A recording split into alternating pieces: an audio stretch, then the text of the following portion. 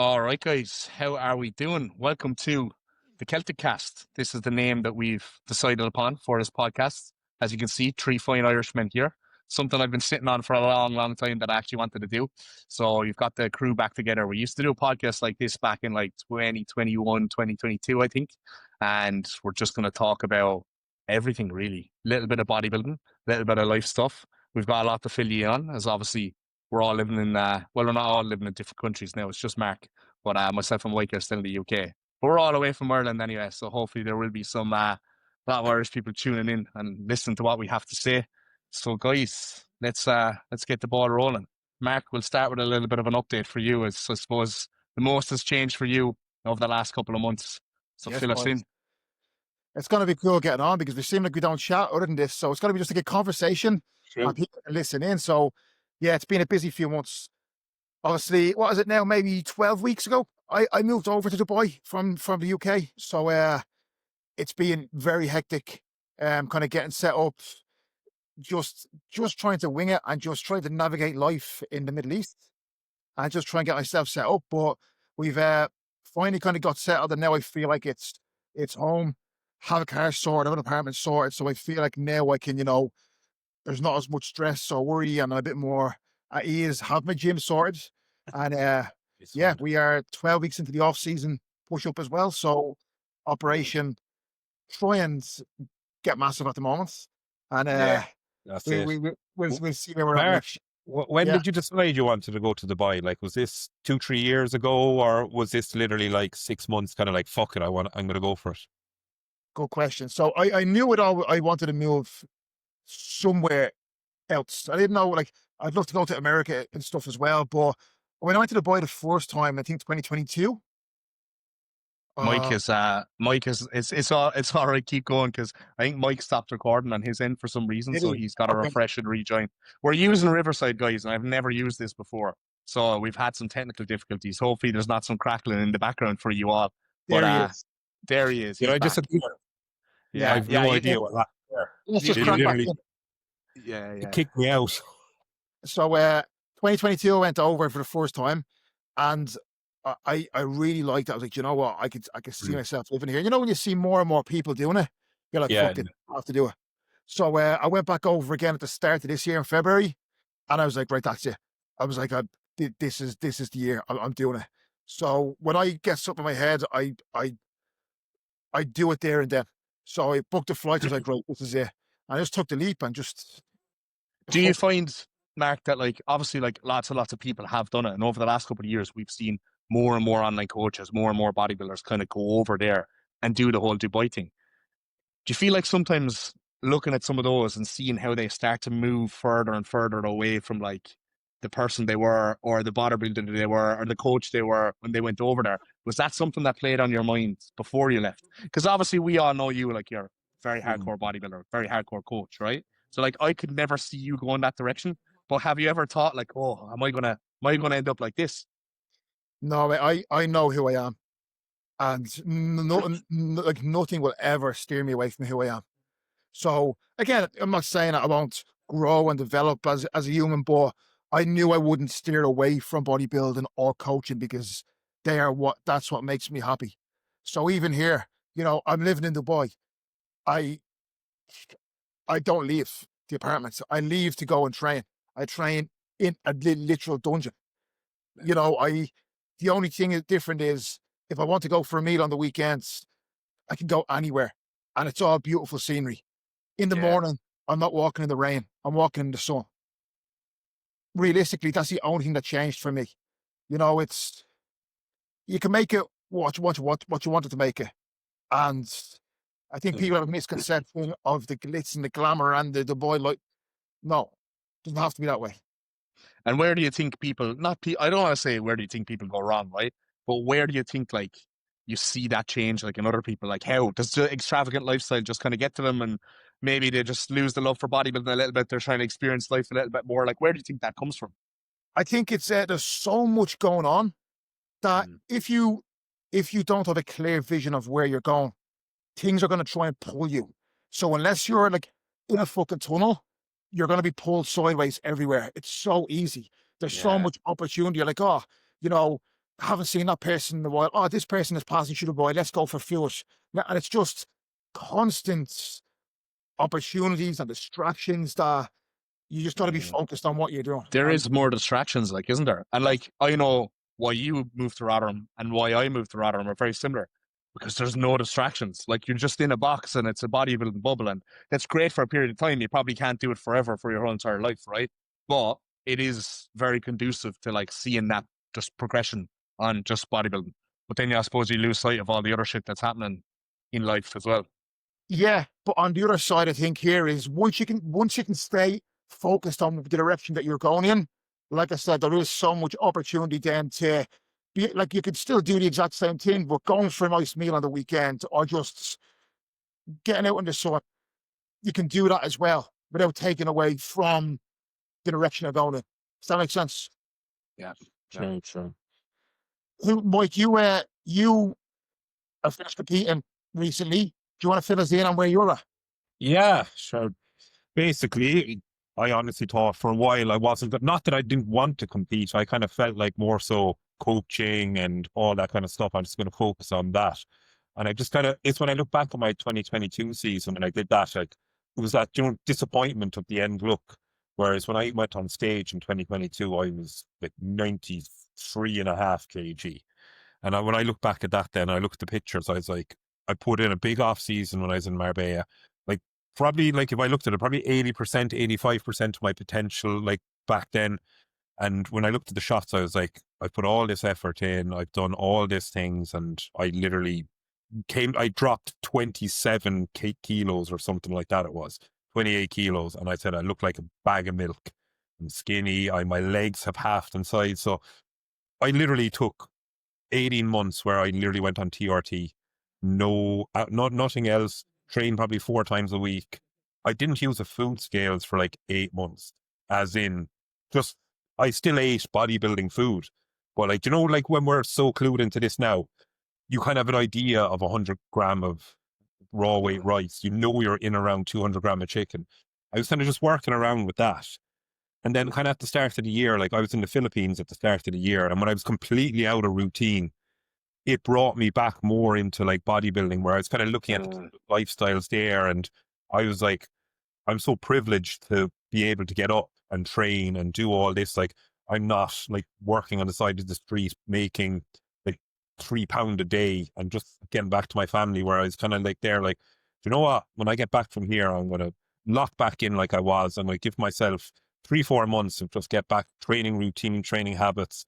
But when I moved out of Manchester too, there was no gyms around close enough that were actually bodybuilding gyms. Like, I traveled to Frontline while my membership was still there. So I was going on a train. Like, if I drove down, like I drove down twice, and then there was someone crashed on the M6, maybe stuck there for 2 hours. Like, you know what it's like. So I was going down the train, and I'd be 6 hours out of my day going down the train to train in an FLF. And then when I got gyms here, like, rubbish. So we're just absolutely like, just, yourself, commercial gyms where everyone was like 60-year-old women. I'm nothing against them being in there, but it didn't progress to what I wanted to do, that all the machines were taken. Then I had that new gym open up here, Next Level Gym. Now it's in Preston. Very, very good setups. Do you know your man that owns the Nitron equipment? You know Tom? Yeah. He owns the gym. So he set that up, and literally everything in there was kitted great. So I just said, bodybuilding, let's lock into a prep. And I didn't call it a prep at the start. It was the first kind of like 4 or 5 weeks. I said, let's just diet. Let's just eat the way the body responded. Let's get back on gear. So Tets went up, Primo went up, some Clen went in. And literally my body was just like, what is this stuff? Like, what have you been missing of the last like 2 years? So, like, I went from, like, my prep was started at 114 and ended up on stage at 101. So like, without like an off season, really, and just being in a good headspace and just like really enjoying the process. Like, I was 8 kilo up on my stage weight from 2022. And like, with my look, it's kind of like, this is where we're going to have this conversation about where I'm going to go. I went into classic. When I look at the shots there, like, I was twice the size of pretty much everyone I competed against in every class I did. And I'm looking at that like, do I look more like a bodybuilder? Like, at times I think I do. Whereas, do I need the improvements when I look at my physique now? I need obviously arms, hamstrings, glutes. I need, well, everything really. So that's what this phase here is like. Since I did that prep, like everything now has just been, you know how clarity like prep gives you, like with our structures, with our routine. Like if you're Post prep clarity. Don't mind post nut clarity. It's all about that post prep clarity. the post prep clarity. Whereas Yeah. if you can keep, like for me now, my routine hasn't dropped since prep. Like my routine is 5 a.m. up every day. Either like, well, Mark actually has the best for both of all of us. You can get out and walk in the sun. But I went out the other day in -2 degrees for about 20 minutes, and you're just there like, fuck this at times. Like, but you'll still do it because it's kind of what's kind of instilled into us. So my season was like literally, it was just that return to bodybuilding to see, can I do this in a different approach? Like myself and Joe, like Joe Gant did my prep. And how we did it was, is I told him what didn't work, what I felt doesn't work for me with diet, with if I overdo cardio, if I do this, my body just goes to shit. So I said to him, I'll tell you what I'm going to do, and you just make sure I don't do anything retarded. And Yeah. like, And go on. do you think, Mike, that like you've got a reignited love for bodybuilding now? This is something we were obviously speaking about in private, right? And you think the difference between having like a good prep and a bad prep can dictate that? I'm not talking in terms of placements, but I'm talking in terms of like how you feel like you look and bringing your best package and everything else like that. Because what you mentioned there at the very beginning, right? Where like, oh, I sucked down, I pushed too hard, I lost a little bit of muscle, my legs shrank in size, etc. That's how I felt at the end of my 2023 prep. And like Mark was with me in Ireland the last show we did, my head was fucking gone. Do you know what I mean? Like you remember, Mark, how fucking like I was just I was gone at that stage, and I was ready for prep then. Like I was fucking hating my life. Like I enjoyed that prep, but when it got towards the end, I definitely was ready for it to be done. Whereas last year I could have kept going and going and going, right? And I just feel like how I looked, how the prep went, how enjoyable it was, it really made a huge difference. And like, not that 2023 prep nearly ruined bodybuilding for me, but like, I could see how like if a lot of people were in my shoes, they would have went, "Fuck this isn't for me," and just quit. But I almost had a chip in my shoulder, and I was like, "Nah, I need to kind of like come back and make it better." But I did get, I wouldn't say post show blues after that, but I did go through a 5 or 6 month period where I was like, not enjoying things as much as I was, You would have, like, as I would have for a while, and then I kind of reignited again. You go through phases though, don't you, in your process, in your journey, oh, where 100%. things are clicking and you're loving things, and then all of a sudden you're kind of like a little bit meh, but you got to just kind of push through that point, because when it comes back around, it comes back around, and you're just like, this is why I love this, you know? That's it, 100%. Like that's what it was for me. Is like exactly what happened with you. Was like when I look back at it, like I pushed hard, like, and when I lost all of that, I'm kind of like, I've done all this work, and it's not. This is not a representation. My look on stage in 2022 is not how I should have looked. Like I should have looked in 2022 how I looked this year. That's how I felt in my head when I looked at it. Whereas it gave me that reignited aspect of like, I can do this.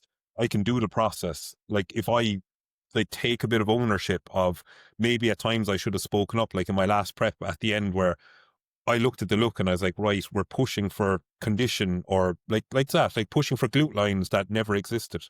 Like we all know at times, like we can only diet to the level of muscle that we actually have. Like that's one of the biggest things that you'd see with bodybuilding this day, especially in the amateur now, is people will just get absolutely shredded, but they don't have the muscle to be that shredded. And like that's what I felt, that where I was pushing, that I was just pushing for a condition that isn't representation of my physique. Whereas this year, like my thing is like I knew I wouldn't have glute lines to that level. I wouldn't have that because I'll be honest with you, I didn't train glutes for 2 years. Like literally 2 years solid. I didn't train them at all. I think as well, like oftentimes, like just having really stripped out dugout glutes is a genetic thing as well. It's the same as like having good bicep insertions, or having wide swooping lats, or having high inserts. It's a genetic thing. Like some guys just have crazy dugout glutes. Look at Joe Gann, for example, right? We can use him as an example. 120 You kilo.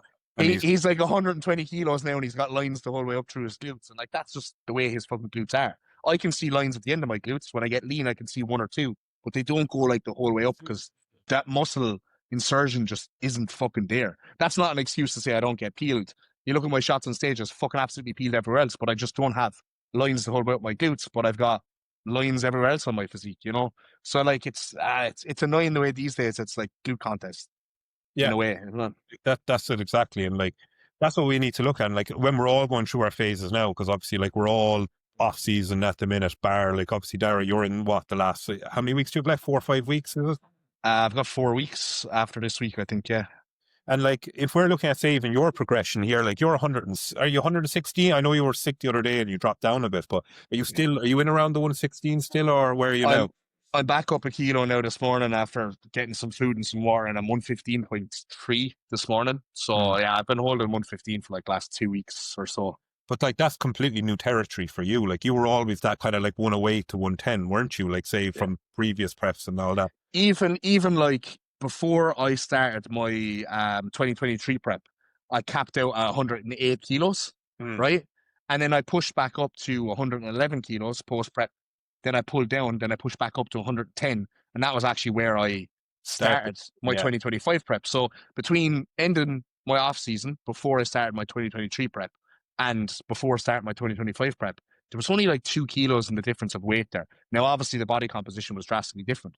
But now I'm at similar body composition and I'm like 5-6 kg heavier, you know? So like it's actually wild, really. And I got very in my head post prep this year, almost to an unhealthy degree, being like, oh, my body weight is going up too quickly. Am I getting fat too quick? Like, what am I doing wrong here? Whatever. But I think I was just fucking, my body just wanted to grow. I hate being like, oh, my body wanted to grow, bro. But like, I think I was just rebounding from like getting down under that like plastic weight, and I just gained quicker on the back end because I feel like I just wanted to be at a higher set point. I really do think during this prep as well, I put on a nice bit of size because yeah, I've had like I've been in the off season now for 6.5 months, but I'm like, have I gained fucking 5 kg as tissue in 6.5 months? I don't think so. I think like two of that was probably gained during prep last year, to be honest, because I stayed at 105 kilo for like 5-6 weeks straight, and I just kept getting better. So I mean, like, there surely must have been bent, you know. Oh, definitely. And what are you cap wise again? Are you just under, is it the 98 or something, is it, or 98.4, yeah. Perfect. Mike, I have a question for you. Sorry? I have a question for you. Yeah. Remember, see the way Darius said, when people come over here, that you see them losing the love for it and kind of veering off. In Marbella that time, you were like a robot.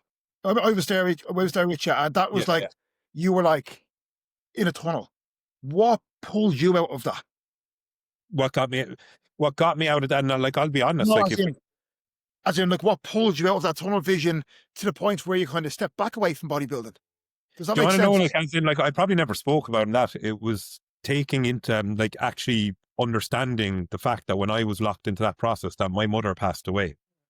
That I used that as a reason to lock in, because like, we look back in 2021 when my mom passed away, I flew home. Obviously, it was COVID, so we had to wait a few days because like, it was sudden. It was literally like, got a phone call on a Wednesday saying she has like 3 weeks, and then she passed away 2 days later.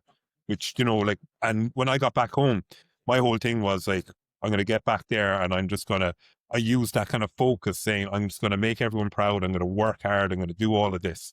So it's literally, I didn't even grieve the process of that I just went straight into the locked in bodybuilding, that 18-month off season, into the prep.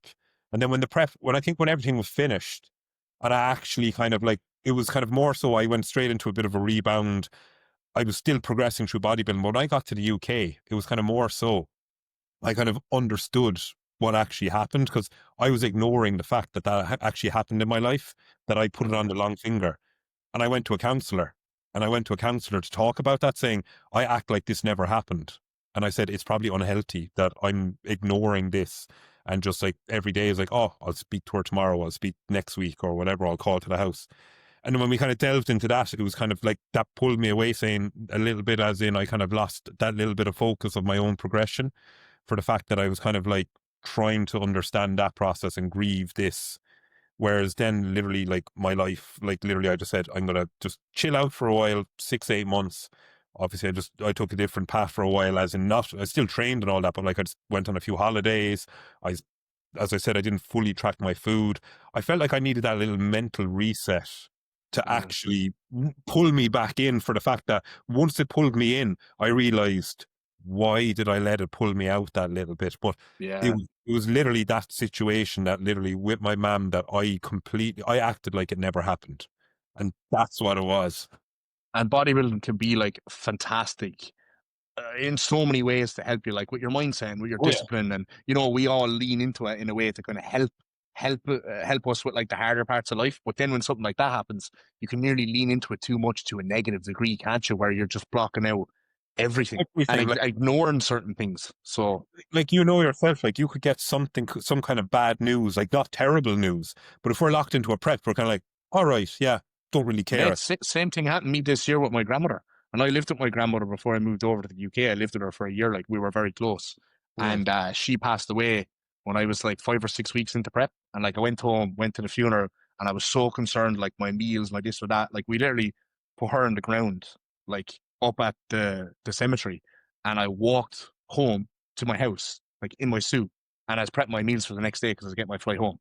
And I missed like going down to the community center afterwards. Everyone was getting food. Everyone was sitting there, all that. It's like I just skipped all that. I just missed all that. And I got home to the UK afterwards, and I was like felt like that didn't even happen. I remember after prep, then almost looking back on it a little bit. Like when I kind of went home, when I went home for the first time after prep, and I was like, oh fuck, like can't call up to my grandmother, so sort of thing. And I was like, where was I while I was on prep? My mind was elsewhere, and like I didn't even shed a tear when I went home for that funeral. I was just not even there. I was just not even present because I was just so locked in. Like it's a funny thing. Absolutely. I think that's why a lot of people, bodybuilding is great for, as like an escape. But I think a lot of people, you'll see it's why they maybe constantly prep, even though they know they need to take time away from the stage, because the prep is their escape. So I think something that everyone can take from this, because we've all been in this position as well, even myself included, where we ignore what's actually going on in life that we need to address. Sometimes taking a step back and being like, right, I'm literally running from something here. And if you run from something and try and escape something, it will take away from your enjoyment of bodybuilding and probably have you hating it in the long term as well. So I think Exactly, because people who have issues with food, right, and they binge after a diet or a photo shoot, what's the first thing they do? Oh, I'll dive back into a prep to fix my relationship with food, and it'll be strict, and I'll lose all the weight. But it just feeds the issue and the problem. Yeah. And them issues, for example, relationship with food, where are they coming from? It's usually deeper issues of things you're ignoring from your past that need to be addressed first of all. So I always say, if you can get your house in order, then it's going to make your overall process more enjoyable as well. Yeah, Exactly. yeah, and you do need to, like Mike, you mentioned there, like, and you were just honest, you're like, look, I just needed a bit of time to just fucking go on a holiday and chill out and do this and do that. And this is something I spoke with Mark about, like in private as well, kind of when I was post show this year, because I was like, in the lead up to this season, I was so locked in this off season. I had like 18 months where like I wasn't fucking missing a beat. I was barely going out doing anything, not being social, not having meals off, none of that shit. And I probably should have done it a bit more because I got to the end of prep and I was fucking burnt out a couple of weeks afterwards. And I needed to have now a little bit more of a step back, a little bit more flexibility. Even like yesterday, guys, I was kind of sick and I had a rest day from the gym, and I was like, you know what? I'm just going to sit here on the couch and I'm going to do nothing all day, just watch Netflix. I'm not going to try and brainstorm content or do this or that. I'm just going to do nothing for a whole entire day because mentally I just felt like I needed that. And I feel like over the next couple of weeks, I need to almost mentally try and switch off a little bit so that I can go like full throttle into prep next year, and I can be hammering out the content and doing this and doing that and bodybuilding at a high level. And you need that step back to take 2 steps forward. Definitely, definitely. And like even what you said there, like I remember me and you like voice noting when I was on prep, and you were on to me about saying, I'm actually going to go on a holiday this year and I'm going to have a meal or two out. I'm going to do this.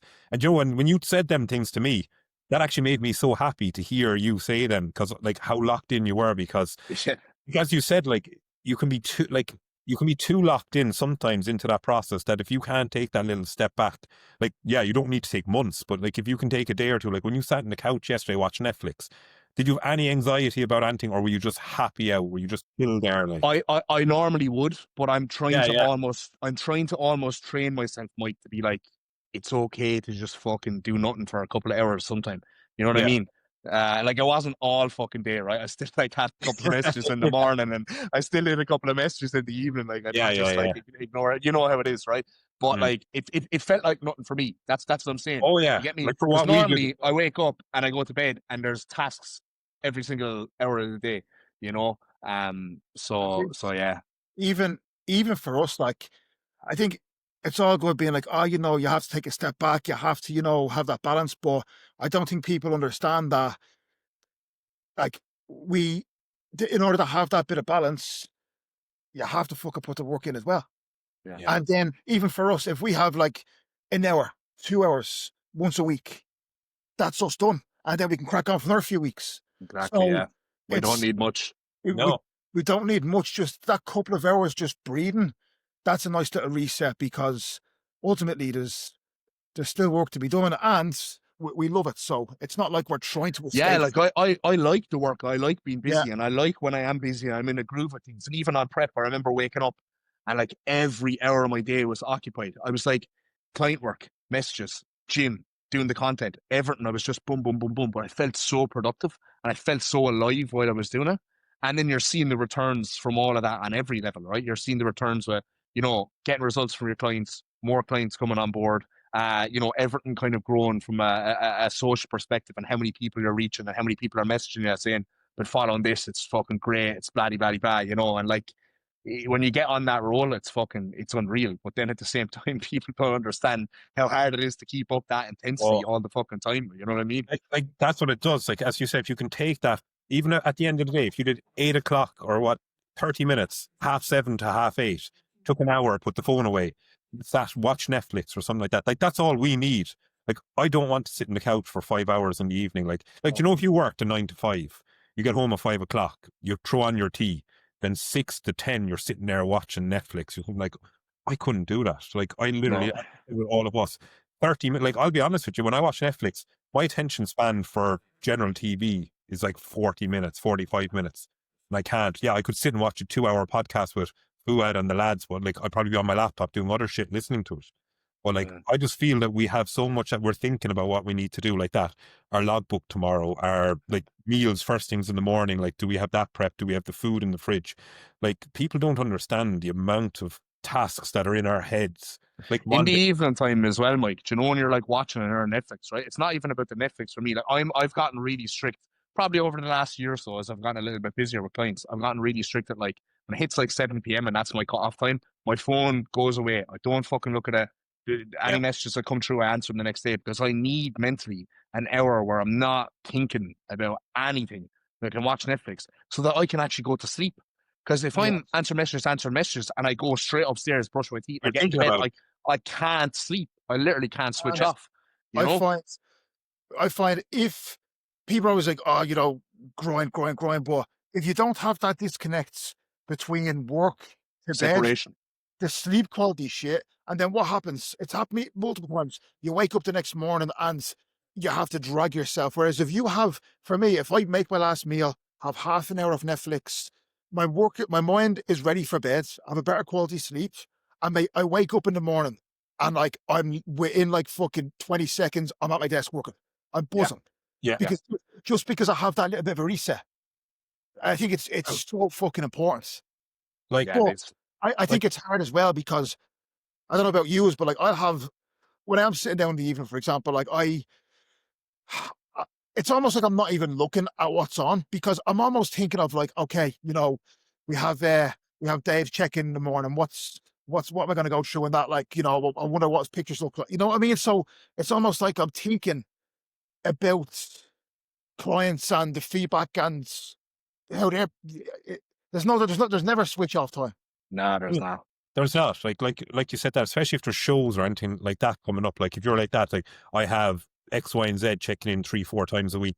And you know that at the night, like, you'll be thinking a little bit about that. And like, even for me with that Netflix, like you said, like, if I'm sitting there chilling, like, I'm like, that little task that will always be going through our head, what we need to do. And like, I was at the other end of the spectrum, like before. I remember answering messages 10, 11 o'clock at night. Like, do you know where I got that from? My whole thing is when I was coached by Cal. Cal used to send me feedback, and it was like 12:30 at night, 1 o'clock, he'd be sending me loom videos. And it kind of went into my head, is this what I need to do to get to the level he's at? Whereas I remember being in Marbella, and like, I could watch something for until like 9, 10 o'clock. And I might go back in my office at 10 till 12 and just start replying to things through there, because I seen Cal doing it, that this is the way I need to do it to keep growing, to keep building it. But as you said through there, when you get up in the morning, I was so fucked, like literally, like I'd be a zombie every morning, get into bed and be like, right, have them replies done. They're going to be getting back. I need to do this then. Like without that clarity we have in the evening for that hour, like it honestly just really It, makes it's important for you and your own goals as well, because like as many goals and aspirations I have with like coaching or my career or anything like that, right? I still like have to have my goals yeah, underpinning it all, and if they start to fall apart, I think everything will suffer. So it's like if I know I don't have that switch off time an hour at night, I'll be getting up later in the morning. Meal one will be pushed out. My day will be all over the place. It'll affect my bodybuilding. I'll have a shit session. That'll affect my mindset. And then it just seeps into everything else. You know, you have to have that balance of both of those things being on point, because they both complement each other, in my It's opinion. like I sorry, go on. I have a question just for both of you then, just for that, just the way you said that, because just how I am as a person. So say if I got up late, say I get up at 5, just whatever. Say if I got up one day at 6:30, my day is an hour and a half behind. Do you feel like your day is ruined if that maybe, happens?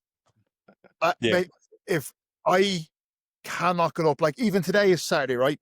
And yeah, I've no direct check-ins on Saturdays, and plus when I wake up, everyone's still asleep because I'm Dubai time. 3-4 So, hours. so what I do on a Saturday and maybe a Sunday is I'll set my alarm for 5:30, so I get an extra half hour. And mate, even my head is gone. I'm like, I don't know if I can do this tomorrow, because you just feel like you've so much to get done that you don't want to lose that time. Like Yeah, time is everything, and the more time you have, the more at ease I feel. Yeah. yeah, And I think the more I get ahead of things, the more productive my day is going to be, the clearer my schedule is going to be, the more opportunity I have to do additional work if it needs to be done. Uh, It's kind of the way I think, like. but I agreed. think as No, well, if we are that organized, okay, it's number one, our meal timings are where they need to be. Number two, digestion's where it needs to be. Number three, stress is lower, so the session quality is better. And then number four, the quality of our service and what we're giving the clients is better because we're not rushing and unorganized. So, Yeah. like, mm, yes, we're so on it when it comes to that, but it makes our life run so smooth, and it's why we're able to handle so much when other people crumble with a tiny little inconvenience because Yeah. there's no organization. mm, Yeah, keeping the structure, keeping the routine is key. I was literally only talking about this in one of my YouTube videos the other day. I think why this off season has gone so well for me in terms of like I haven't hit the same wall with like my appetite or like my lack of productivity or my sluggishness. Don't get me wrong, it's been a challenge, but I've maintained my routine better than ever. So like normally in previous off seasons, I would get up that hour later, and then meal one will be pushed back, and then meal six will be pushed back, and then whereas I know for me, right, just with like how I am genetically, if I wake up at like 5 o'clock in the morning and I go to bed at like 8 o'clock at night, that has me my most productive. So like now, like I'm still getting up at 5:30 in the morning. I'm still going to bed by 8 o'clock at night. That hasn't changed for prep. I'm still eating my meal number 1, 2, 3 at the same time, going for my walks after those meals. Like my day looks the exact same as it did on prep. There's like a half-hour window where the meal might be 15 minutes later on one day or the other. Or, I might wake up 15 or 20 minutes late one day or the other, but it's pretty fucking consistent. And mm. that's every single day. It's the weekends included, and. And I think that's the secret to better quality sleep, better digestion, better appetite. It's like you feel like a well-oiled machine. Yeah. Oh, yeah, yeah, definitely. Like you know yourself, if meal 6 is pushed an hour closer to bedtime, we're gonna sleep like shit. We're gonna be awake. That fucks me more than Oh, anything else. Like I've discovered that now, and I actually moved back to 5 meals from 6 for this reason, because I just know for myself, my body does not sit well with food being in the stomach like anywhere near close to bedtime. So yeah, I like my last meal at like 6 p.m. and I only have 2 meals after the gym. I have like a massive post-workout meal, and then I've like 100 grams of rice pudding with some whey and berries. It's like my last meal at 6 o'clock, and like that just has my digestion way better. My resting heart rate is way lower. I get way better sleep. I've seen that consistently now this off season since I've made that change. And funnily enough, my appetite's actually way better as well, because I don't feel like my digestion is like my gastric clearing is like as good as other people. Like my mom is like really bad IBS and gut issues. Maybe I got that off her. So like when I'm having 6 big meals in the off season, 2 to 2.5 hours in between those meals is not actually enough for me to see that food mm. clear. Like I need like 3.5 hours sometimes, you know? And So like it's to understand that it can be done in 5 meals. Like, we don't have to be a hardcore bodybuilder doing 6 meals a day. Like, and what you said there is what I'm going to end up doing probably eventually. Like, where I am, I'm 6 at the minute because the appetite is still there. But if I feel that meal 6 will be pushed out too late, I will make it 5. I will bump, like you said, a bigger post-workout, because like I'm not going to bed at 9 o'clock and having my last meal at 7:30, 7:45, and then going up to bed, and you're sitting there and you're like that all night. They're just holding it in. You wake fucked. Another thing for me as well is it's happened in previous off seasons, and it started happening in this off season where I'd go into the gym, and instead of being super locked into my session, I'd be thinking, fuck, I need to make sure I'm finished by 2:30, because if I don't get home to eat my next meal at 3, then my meals are going to be too close together and my digestion's going to be bad and I'm going to have a poor sleep. Like, that's the way I'd be thinking. So now when I know, okay, I only have 2 meals to eat when I get home from the gym, I'm into the gym, I can take my time during my session, I get a good quality session, I'm able to do some stretching afterwards or sunbed, I'm not in a rush. Do you know what I mean? And I think that makes a huge difference and has made a huge difference to actually my session quality as well, you know? Our session quality has to be like one of the top things we have to keep an eye on as well. Because like, I'll be honest, when I remember 2023, before I kind of stopped off season wise, like I was so obsessed with like my work phone and all that. Whereas when I got to the gym, I'd put it on Do Not Disturb, but I nearly end up taking it off. And my sessions used to be that hour 45, 2 hours. They started going to an hour 10. Then I just said, could I get them done in an hour? Whereas I'd be rushing my session, having minimal rest, because I wanted to get back to work to get my reply so I could actually have chill out time then in the evening. Whereas now, like, I'm gone back, like my sessions are all 2 hours long. I'm taking that 3-4 minute rest in between sets. I'm loving the time I spend in the gym in here. I'm not looking, if I look at my phone like near the end, like I put my phone on Do Not Disturb, I don't look at it. But if I pick it up on maybe the last exercise I see, right, I've been in here an hour 50. I've no anxiety. I'm like, that was a whopper session. Like, that's my first thing, is that I've actually given it what I need. Whereas you know, when you rush it, like our work rate is so poor in the gym when we try and do it quick.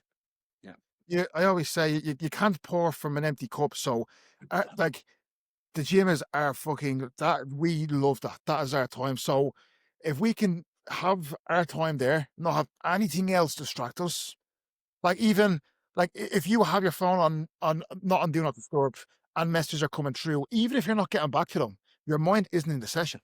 Yeah. So, like, put it this way, right? I always say, even when I was back home training with clients, like I have clients like take their phone out and message, and there'd be coaches as well.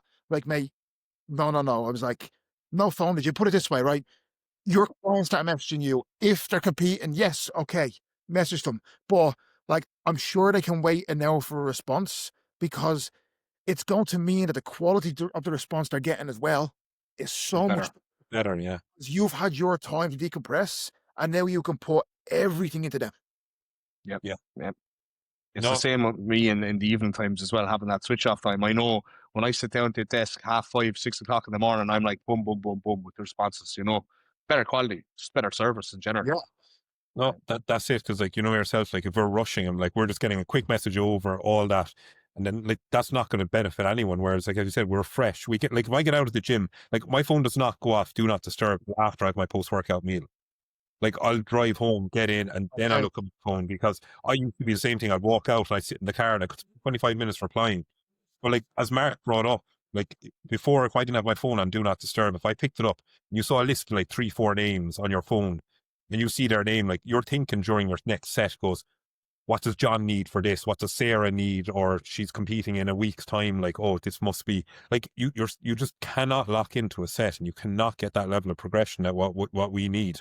Because again, like our Irish genetics don't always play in our hand, do they? No, So they don't. we need that. Unfortunately.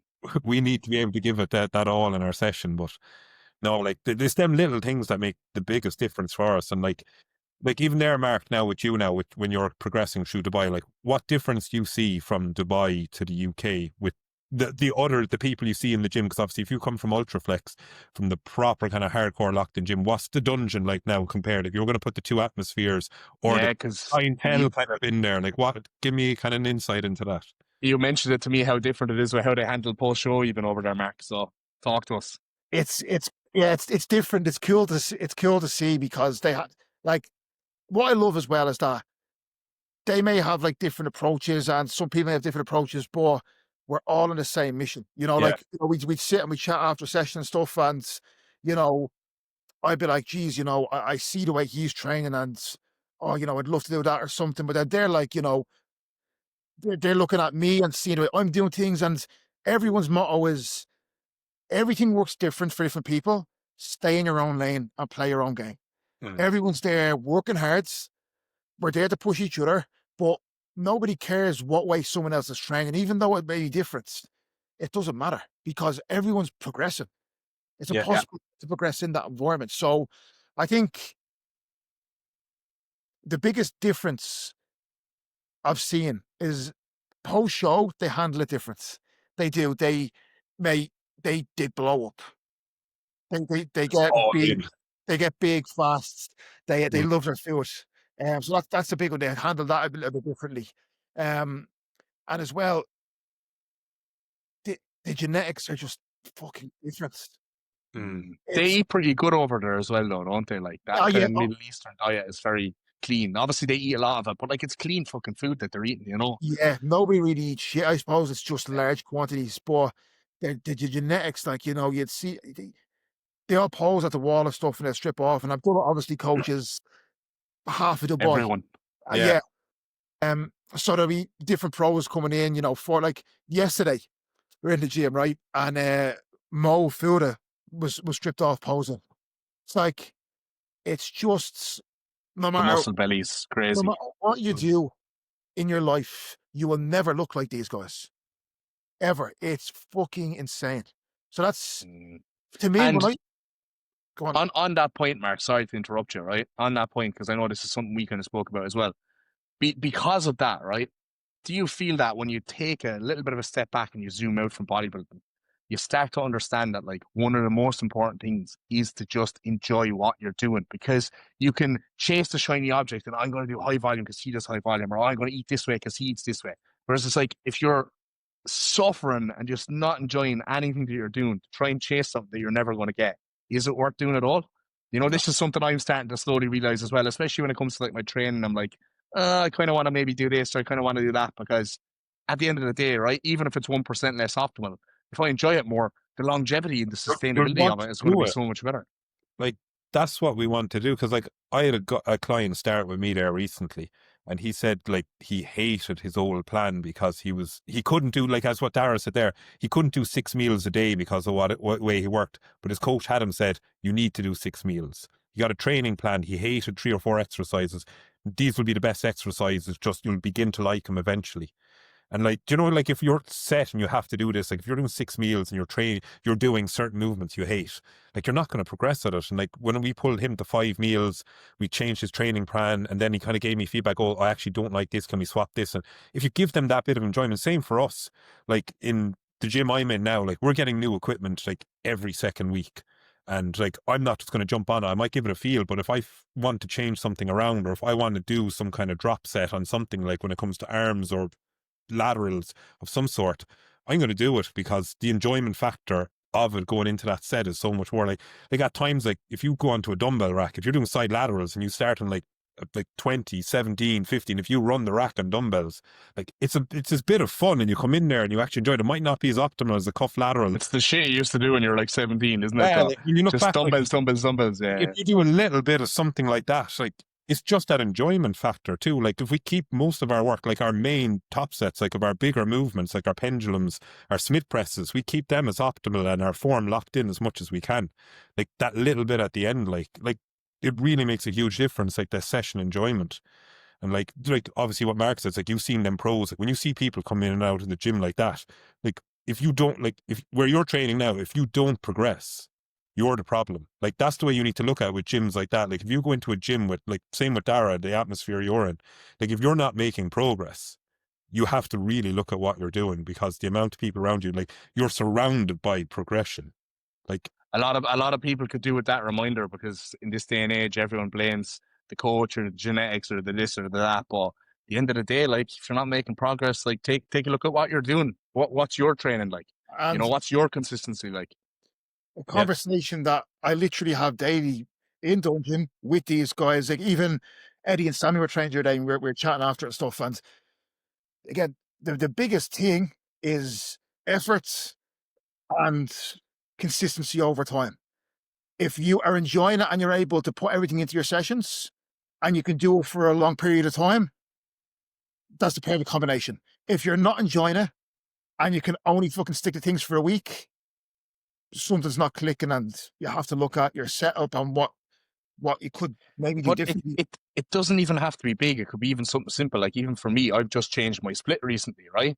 And like we weren't reinventing the real really what we did, but it was getting to the stage where like I was doing 4 on 1 off. I was really enjoying that and enjoying the arm days and whatever. But it was just getting too much for me from a frequency perspective at this stage of my off season. And I just wasn't looking forward to my sessions anymore. And even just moving out to the split I'm on now, I've been looking forward to going to the gym so much more. And the sessions are practically the same, right? Like the push and pull day just amalgamated into an upper day. The 2 leg days, they're the same. There's just less volume. It's kind of the same split, but just slightly different. Slightly different. And I got set rest days now every single week, and I can plan my weeks better. And just that small little bit of a change, that small little bit of flexibility is just like has me enjoying things so much more. And do you find, Dara, that with like, if this was somebody else and not you, say it was one of your clients, would you feel like if they weren't enjoying it and they weren't able to stick to that setup, all of a sudden do you find that they're like, oh, I'm not made for this, I can't do it, I'm just going to like, and they fall off track? I think people think there's one way or the highway. It's 100% or nothing. And I think people have to realize so many ways to skin a cat. And if something isn't working or clicking, or like for you literally just changed split, and all of a sudden that like spark was like really. Sometimes that's all it takes for you just to be like, okay, perfect. I don't have to do this. A slight adjustment, and then we're off again. Yeah, Definitely. yeah. It's never anything crazy that needs to be changed. You know, it's a tricky one with clients too sometimes because like I feel like it's definitely something I've gotten better at over time and being like less dogmatic in my approach. Oh no, we have to do this, we have to do Oh, that. yeah. But like sometimes it just depends like the level that the client is at, right? If they're like super beginner, like you have to make them really enjoy the process because even just showing up to the gym 4 days a week is a fucking win for them every week. You know what I mean? So you can't be giving them things that are too overcomplicated or X, Y, and Z. And then like if you have someone who maybe like is a little bit more experienced, they've been trained a certain way for the right time, they might need you to be a little bit stricter and say, no, I want you to do things like this. Let's set things up like that. Let's be a little bit more consistent and adherent to this. And you need to try and maybe force them to mesh to your approach a little bit better. And then they see the results. And then when they get more advanced and they understand their training and their needs and their recovery capabilities and things a little bit better, they can give you accurate feedback so that you can make changes for them to make things more enjoyable. Does that make sense? I have a couple of clients now who've been with me for 2 or 3 years, right? And when those clients come to me and say, this exercise isn't working for me, or can we make this change? I'm like, yeah, because I know they're saying that to me. I know that's genuine feedback. That's not just like someone who starts to give them the plan and they're like, making a lot of complaints straight off the bat, you know? You get what I'm trying to say? Oh, yeah, it's a So, constant evolution. evolution. It's person dependent, and it's also as someone like grows as an individual and an athlete with a progression, you're going to have to approach things different ways at different stages. Needs change, And basically. Yeah, Yeah. even when you say what need, like even with clients, say if they start and they're like, oh, I don't like this movement. Like, do they send you training clips to see are they actually doing it right? Do they actually That's what I always ask them. like that's what I always see as well, is like when someone goes to me, goes, oh, I don't connect well with this. I'm like, show me. Like, first thing, show me how you connect with it.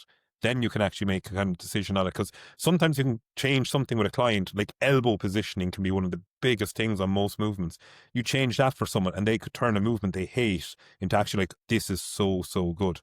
Like, even for us, like we all record our training sessions. I record, like, say if I do 5 sessions in a week, 3 to 4, I definitely be recording some sort of content of it. And it's more so for me to see as the weight is going up, like to see, am I keeping my same arm pat? Yeah. We're keeping the same eccentric. Like, that's why we do all of this. And like the difference, like with clients, like you all see that, who are the clients that make the most progress for us? The ones that who send the clips. time, and the ones that send clips. And like, we obviously have to hound clients for certain, like I always go, like if I see a client and they haven't sent me clips, I'll mention it every 2-3 weeks to say, yeah, we should get on to clips. I know a lot of the times people have the anxiety of sending clips in the gym, but like nobody gives a fuck anymore about a tripod in a gym. Yeah, I had a client the other day, Mike, and he was nervous about sending the clips. He said, right, this is what you do. I said, just set up your bottle on the ground, put the phone up against it, record one clip for me and send it across to me. He recorded one clip of him doing an ab crunch. Phone was tucked over in the corner of the gym, right? Said, oh, that actually wasn't so bad, right? Now, this morning, he sent me Oh, yeah. 3 videos of him Oh, doing yeah. back with the tripod. And he Love said, it. look at me in the tripod in the gym. And he said, no one actually even looked at me or nothing. I said, I told you, mate. It's like, just start small, send me one fucking video, then maybe send me 2 videos. Now he has the fucking tripod out. Do you know what I mean? So, like, That's it's just building. Yeah, and then now he's obviously going to love his progression more. He's going to love the plan more, and he'll get way more out of it. Like, you'll be able to give him a lot more because, like, if we're doing check-ins, like the ones that don't send training clips, like they're only getting 50% of the service. Like, Yeah, they're and he sent me over. I had a belt squat RDL on his plan, and he sent me over the training footage, and he was doing like a belt squat for his quads. And I said, "See, mate," I said, "this is the importance. You sending me the clips. You're doing the wrong exercise." And I kind of clicked to him. Then he was like, "Oh fuck, I should really be sending these," you know. people will look at like how does like a couple of training videos make a big difference? But like if you say so, I always say someone sends me over 5 videos, right? And I pick one little thing out of one movement. That over the course of 6 months can add an inch or two to the quads. oh yeah, Like that's how much of a difference it makes. So I think just dropping the ego and just being open minded to be like, right, what's the worst that can happen? I'm doing things perfect. Great. I don't need to make adjustments. But if things aren't perfect and I can improve something, amazing. It's just but Yeah, and you always hear what do you always hear off clients as well, or in the inquiry I know how pods. to train. My training is fine, but it's just my My nutrition that needs nutrition. sorted out. Yeah. Well, if you look at us, like we're all training what 10 years or 10 years plus. Like, Plus. is our training perfect? No, it's getting Oh, there. But like we're still recording. Like the thing is like that. Like anytime we start a new split or we come from a prep phase to an off-season phase, you can see how much better we can actually do things. We can see how much we can control it. And like even that's the importance of our little logbooks. Like if you're for them or against them, like I didn't use one for a very long time, but since I've used it again now, putting my little asterisks, my little notes about my eccentrics or little things like that, like the 10 years plus training and like we're still learning every day as what we say, and Mark said it earlier, every day is school day. Like that's what it's about. the thing is, mate, that's the fun of it. There's Yeah. room yeah. for growth. And like that's what we want to hear. Like the thing is, if someone comes into the gym to me and like say if there's another bodybuilder comes up to me and says, do you try it this way or try something like, I'll take advice off anyone in that kind of aspect. Like I'll never have this big head of like I'm training with this or I'm twice the size of you, fuck off. Like if someone like, unless it's one of these science-based guys with his glasses and his fucking cuffs wrapped around his fucking whatever they have, but you know what it's like we can learn so much more, and like in them like environments, like probably Dara going to from FLF to Ultraflex, and then like where you've gone now, Mark, as well, like being like you've gone from Ultraflex where everything's so locked in, where now you see these guys with their different training approaches. Like as we said earlier, we're probably taking little bits from that now as well. It's nice to just remind yourself though that like so many other people are out there making such incredible progress, doing something completely different than you are. Do you know? Yeah, it's Like cool to see, like. it is cool to see. You need that reminder. So yeah, I'm But looking forward to what's the one common variable? No matter what approach someone's taking, intensity. efforts. Yeah, It's Effort. simple. It's simple. There's Yeah. it's high volume, low volume, like it's intensity, effort will always come first. Like it doesn't matter what, there's no such thing as the perfect split. Like that's what someone needs to understand. If someone signs up to our coaching, like none of us have the perfect split for an individual. Like if they're willing to put the work, they work hard. That's where we get the results. And like I've seen that now since like when I said I was a little bit like not like fully stepped away, but when I was training before, like I wasn't log booking, I wasn't doing anything, like I wouldn't know what loads like I have a general idea of what I could lift. But I'd be going in and just doing my little bits. But like since I locked myself back into actually micro loading, my best friend in the gym is a 1.25 plate. Like literally things like that now have really like opened my eyes to like how much I act, like as we said earlier, how much we love this. And no matter how much it can pull us away for 1 week, 2 weeks, 2 months, it's always going to drag us back in. Like I've one of my best mates back home, like he's been out of bodybuilding for like 3 years and he's came back to me now as well. And he's like, there, he goes, look, man, like I tried to do my normal life, I tried that, but I can't. I said, I need to get back. I need a diet. I need a plan. I want to do 2026. Like no matter how far we step away, like out of all of us, like who do you think will be doing masters over 50s? Who do you think will want to step on stage? Mark will be at it the longest, that's for sure.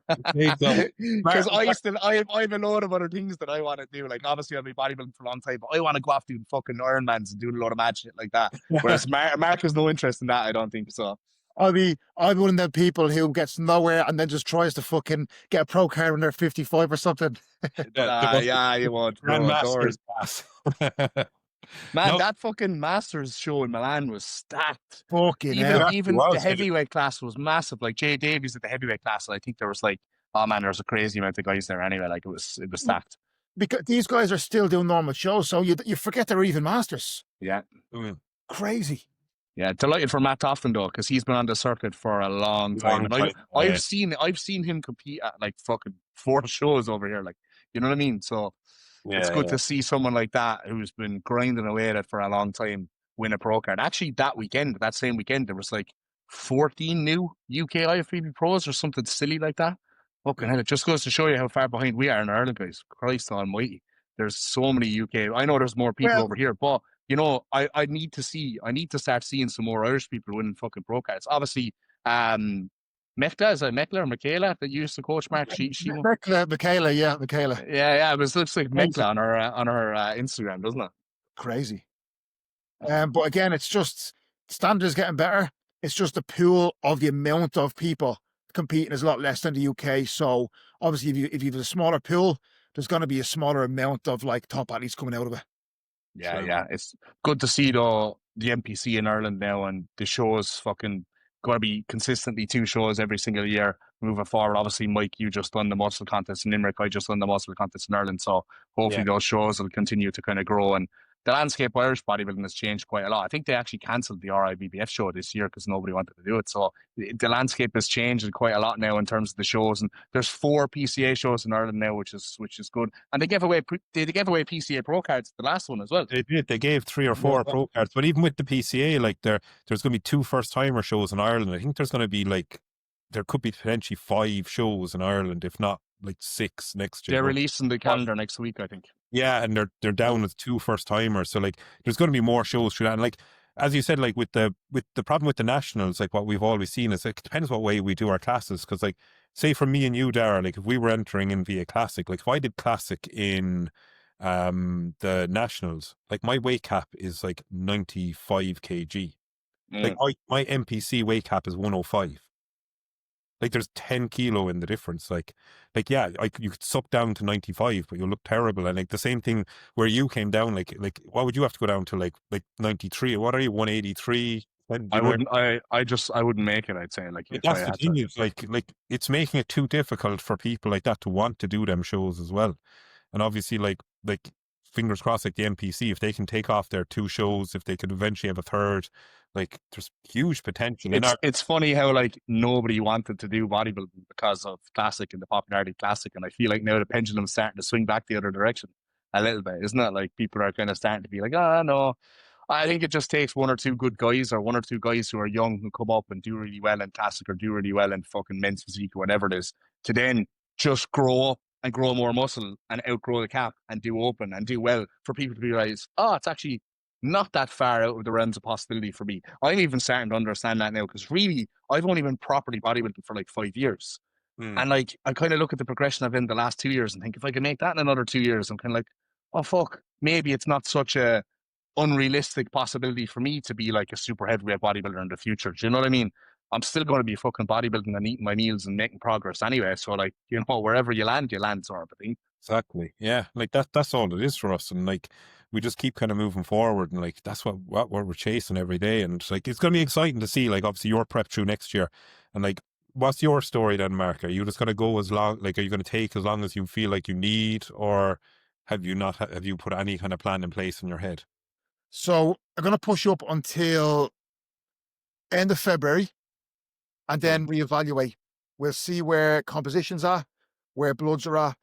If we can extend it, we will. Well, realistically, I'll probably, after that, health phase and then prep. And people may ask, Mark, you're not big enough yet to win these shows. Yes, I know, and I'm not going to be next year either. However, I get lean very easy. Preps do not take much out of me, mentally or physically. Yeah. So if I do a mini cut, why not extend that mini cut by another 7 to 8 weeks, get on stage and catch the same reverse that I have the past 2 seasons? Because I've made the most amount of progress coming out the back of shows from that very responsive state. So if it means me adding an extra 2 months to a mini cut, So be you it. know, You get that return on the other end of it in terms of progress. and we've seen it happen. The second push-up I done last off-season, I didn't get half as much progress as that first one coming out the back of the show. So I'd rather compete, realize I'm still not there yet, but then catch that next reverse out, and the return on investment is going to be so much more. That may not make sense to a lot of people, and I'm not saying everyone should do that, because if you need to gain size, take time away from the stage. But I've been in this. I've been competing 9-10 years. So I've done everything under the sun in terms of what way to work things. And that's what's allowed me to see the most progress between shows. And I think there's some benefit to just getting more stage time, getting more experience. Like I was on the phone to Cuba the other day, Mark, and one thing I said to him was like, look, mate, I want to fucking compete next year. Like if there's a show that just pops up in between the shows I've already planned that I want to do, I'm just like, I want to do it. Like, you know what I mean? I want to just compete as much as I possibly can, especially because we're doing a shorter prep to my first show this year. I've got 5, maybe even 6 shows in mind that I kind of set my sights on. And like, whether I do all of them or not, I don't know. But even if I do all 6 of those shows, my prep's still only going to be 23 weeks long. It's the same length it was last year. Yeah. And like yeah. I felt great at the end of my prep last year. Like there was no post-show recovery for me last year. It's like I took a day or 2 off and I was like straight back in the gym, straight making progress, mentally fresh, like physically felt really fresh too. So if things go the same way this year, I know that's going to be super achievable. And I want to get on stage. I just want to do more shows. I want to be up there more, you know. I think another thing as well is that if you step up there next year, like I think a big one is the judges seeing it, because even last year this year when I stepped up, like the judges came up to me after and they were like, Mark, you're doing it, keep doing it. It's coming. Like you're on the right track. So if I go back again next year and them same judges see me and they're like, fucking hell, this guy just stepped up. It was even great for me this year, like having Tamer judging at the muscle contest, because he's going to be judging again next year and he's one of the biggest judges in the world, right? So like, I feel like if I go to that show next year, which I am doing obviously, and I've made the improvements that I know I'm bringing, and he remembers me and he sees that, then like, again, you're going to stand out. The judges will remember you, and that does go a long way too. Even at the pro qualifier in the evening time, like I came third out of 13 guys, but like, he knew I was coming. He knew to look at me straight away. And it's almost like, not he knew to place me up there, but like, had I just done that pro qualifier and him not have seen me in the morning and me not have won that overall in the morning time, like, not that you're going to get more overlooked, but maybe I wouldn't have got overlooked, but maybe I got more time. I got more of a look at because of that. That does matter as much as people mightn't say it does, but it does, like, Let's finish off with something that isn't bodybuilding. So tell me something that's gone on recently outside of bodybuilding. Something positive, something that you're looking forward to. Or Mike, you've been on holiday, haven't you? Yeah, I was just in Alicante just literally last week. Do you know what it was? It's just being able to get over there and just switch off to like a level, like, as you know, what we do is even when we go on a little holiday, like, we still get an hour or 2 work done in through here. Obviously, we let the clients know, but the fact that I was able to go over there and like not bring my work phone around with me constantly, just be able to walk around the old town. Like, I climbed up to the top of the castle in Alicante. And if you're saying something we've done differently, I did 28,000 steps on Tuesday up the castle, up the side of a mountain, sat up there, took the view in. And it was just nice to be able to not think that anything else existed. Just looking over just into where, like, the lake and in there now by Alicante and looking at all the yachts and just be like, just take the view and like, this is cool. Like, I can't wait to go to Alicante for those shows this summer. And another thing I actually said, like, to my mom, please, like, book a week off work, come over, like, stay with me. Like, I'll book an extra room for you in the Airbnb and just like come over and just have a holiday for yourself while I'm over there, So like, it's such a cool place. But like, the thing is, if you get to only go for bodybuilding, like if you can extend it for a day or two, it's just such a cool place to go, like the old town of Alicante, like all the cobble streets and just walking in and around there. Like it's a really, really cool place. Well, I'm going to be staying there for like 3 weeks, Mike, because the first show is the Amateur Olympia, first weekend of June. The second show is the M-Pro 2 weeks later. Only 2 weeks so after, I'm going to do like peak week for the first show and stay for the second show. So I'm probably going to be there for like 3 weeks. You'll probably train out at Titan then as well, won't you? That's what I'm going to do. That's what I'm thinking in my mind. I'm like, look, traveling kills me and going over and back, I'll waste time. I'll bring all the shit I need over there. I'll do like a training camp over there, stay over there for 3 weeks. It's basically going to be like a holiday, but I'm going to be bodybuilding and competing and doing what I love. It's like, it's the biggest win-win ever. And I told my mom come over for a weekend. Like I can't wait. Like I'm looking forward to it so much, you know? So whatever sort of like, oh, I have to make the weight cap or I have to suck down or do this and that. I'm not even going to be worried about that or thinking about that or thinking anyway negatively about that. I'm going to be like, I'm living the dream here. This is great. Like, you know, that's it. Like you'll have such a good time. That'll be so cool now. So cool. Yeah. Mark, anything happening in your life outside of bodybuilding? I suppose we already talked about it at the start. How's the car you got? Is it one of these like electric Tesla kind of yokes, or you're on mute? There we go. It's not electric. Is it not? All right. Just looks futuristic. It's like an SUV. It's big, which over here you need a big car because if you drive a small, the roads are crazy. So you feel like you're gonna just run over in a small car. You're fitting it a lot better than that i30 you were in before, anyway. That's for sure. Mate, that's one thing. Like just the gratitude. Like that's one thing over here. Mate, every day I wake up and I'm just like, I'm blessed. I'm blessed. I'm blessed. And I'm not blessed because I fucking worked for it. But like even driving to the gym, you know, the drive to the gym, I drive. The board's in front of me the whole way. And the last, like, I was banned from driving.